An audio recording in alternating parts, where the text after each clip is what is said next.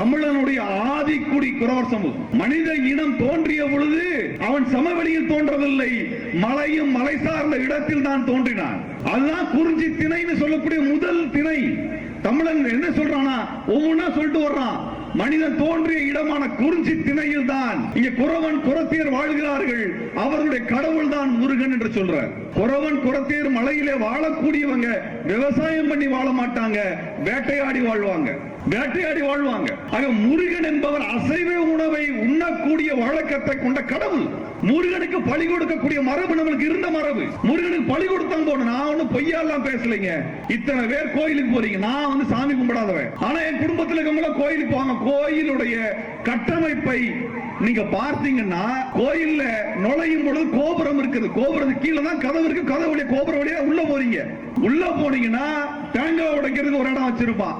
அதுக்கப்புறம் என்ன சாமியோ, மூலவர் என்ன சாமியோ அதுக்கான கொடிமரம் இருக்கும்.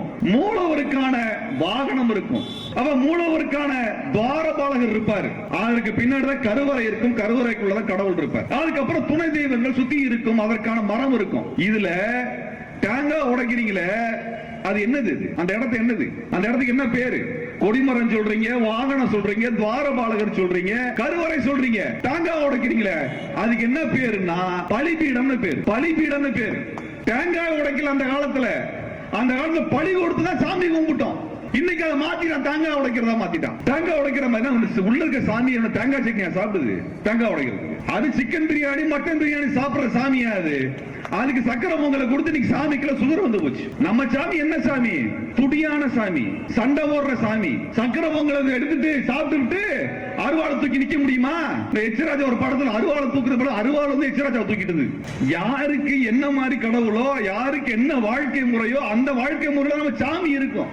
அப்படிதான் நம்மளுக்கு முருகன் பேரு. இலக்கியத்தால் ஒன்றுபட்டு உன்னை போன்ற மக்களே வரலாற்றை படைப்பார்.